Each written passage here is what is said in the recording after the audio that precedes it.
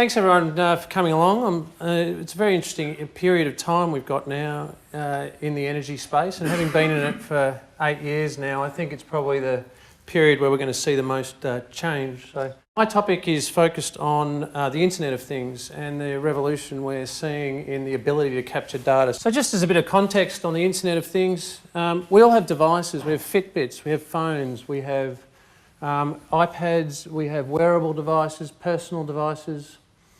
And what we're seeing is that some of those started off life as fairly simple sensory devices, meters, switches and recording. What we're now starting to see coming into the market is far more complex systems whereby these devices are talking to each other. So for example, you know, when I was at Unilever, there was a big conversation about fridges that can automatically order your milk when you run out of milk, because it knows through barcoding when you're running out of milk. So it's a pretty interesting era. And also there's now location-based devices that can tell you where you are, where you're going. And those amount of devices are multiplying substantially. So, you know, right now we have 9 billion sensors in the market, different devices, but that'll be moving up to 1 trillion devices, sensors across 50 billion devices. So the compound growth in the devices is exponential, and that presents enormous opportunities to the energy market.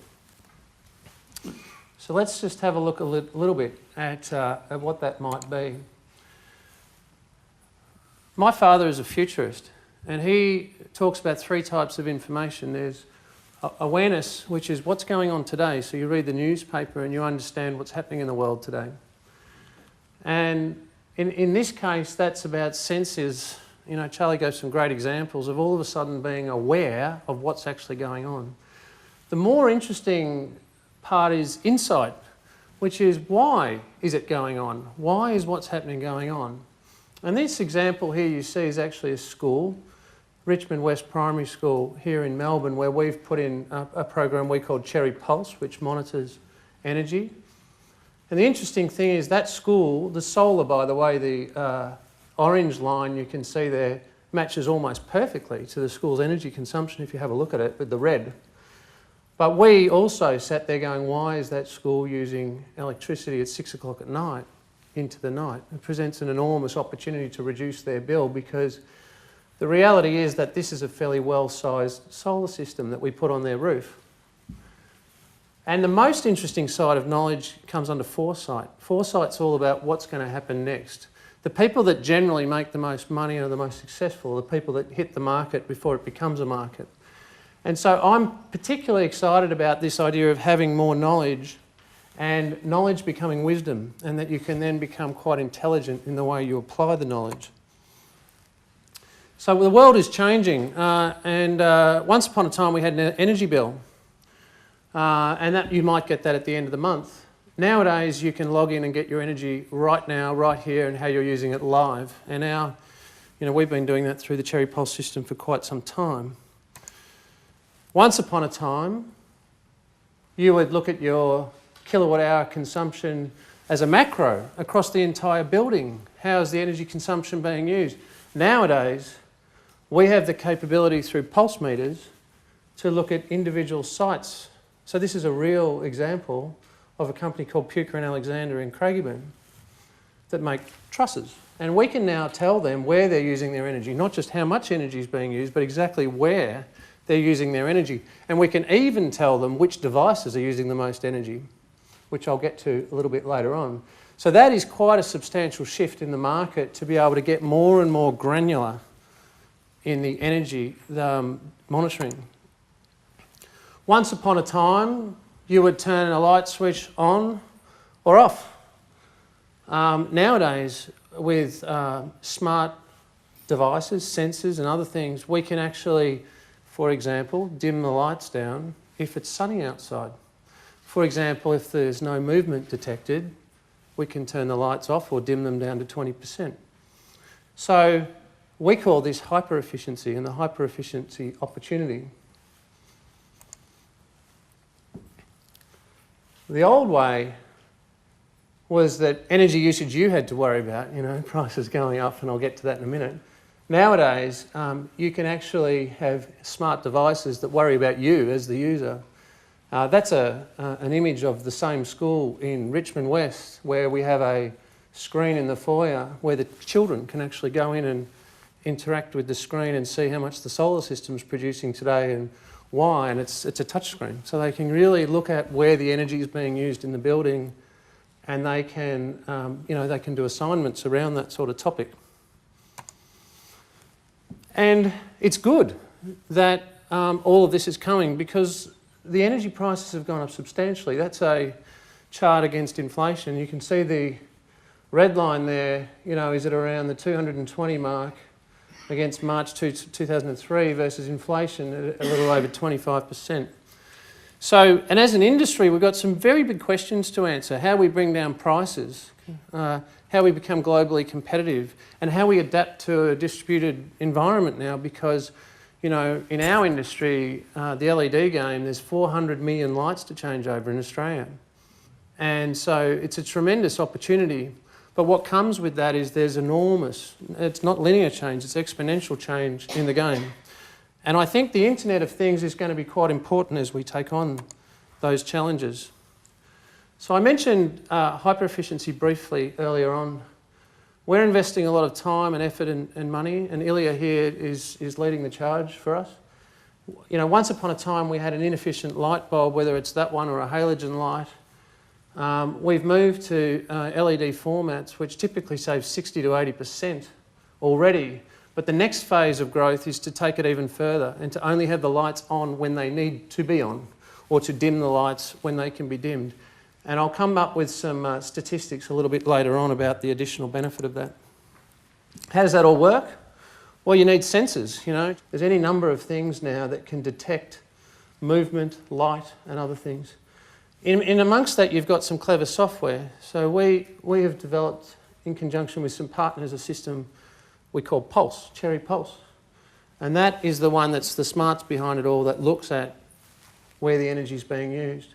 And then with smart devices, you can actually turn things on, move things, change things at an instant.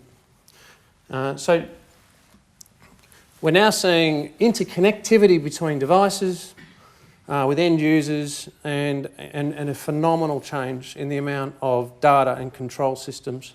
And Zigbee is going to become very important in the next few years, because the cost of Zigbee is drive down enormously, and it will not be that far away where we can monitor every device that's of a reasonable size in the home.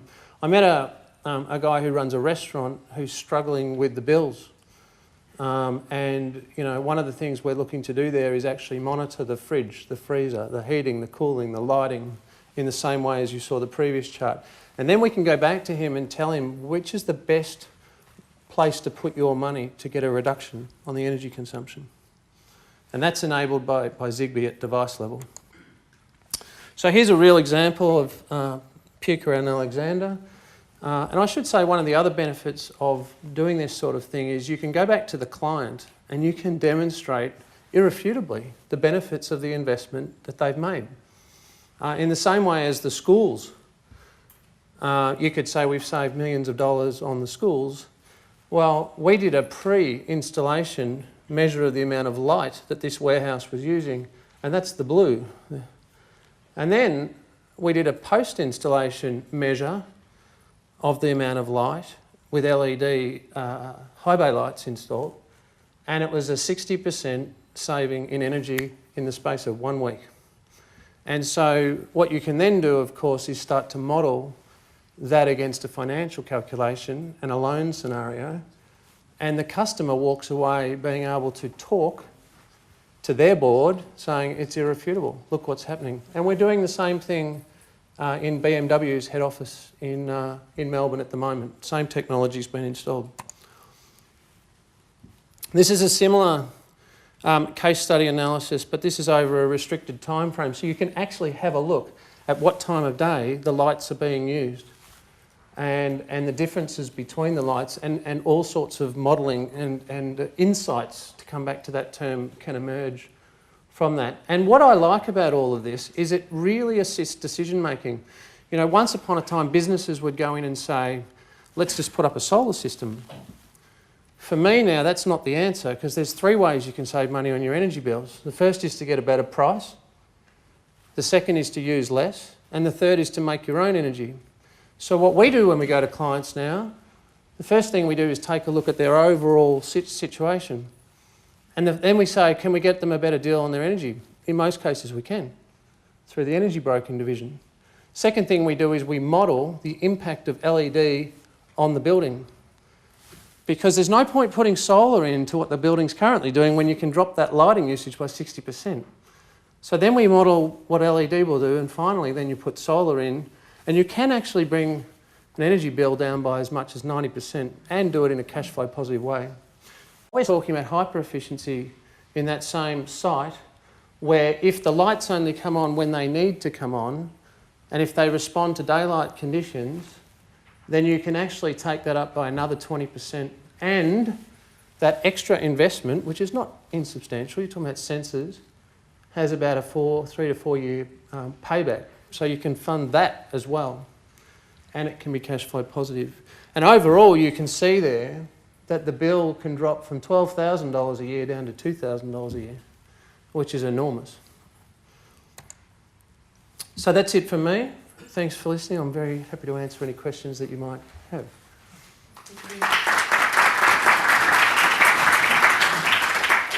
The answer is no. There are plenty of sensors out there in the market. There's some interesting ones being made in the US right now.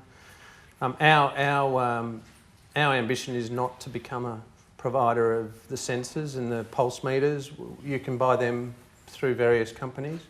What we want to do is have the smarts to bring it all together. But Zigbee is becoming more interesting, and manufacturers are starting to integrate it into the product itself, so that you buy a washing machine, a commercial refrigeration system, etc., with Zigbee already built into it. The cost of Zigbee now is quite low if you look at it on a mass scale. So, you know, from our perspective, that's fantastic, because it will enable device level monitoring in the not too distant future. Yeah.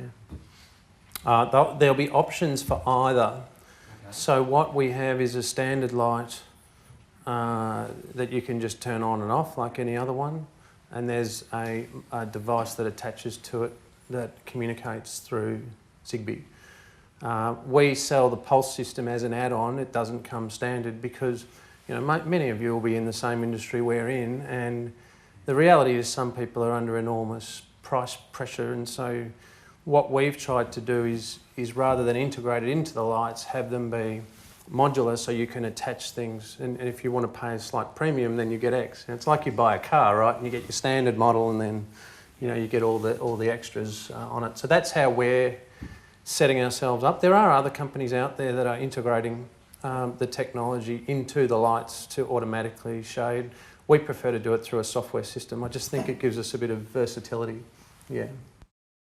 The answer is the price has dropped dramatically. Once upon a time, you know, to set up the system that I showed you the data of by, you know, room of that building. Do you remember the one where we went through that one? You know, that would have been a $10,000 exercise, you know, possibly even double that not so long ago.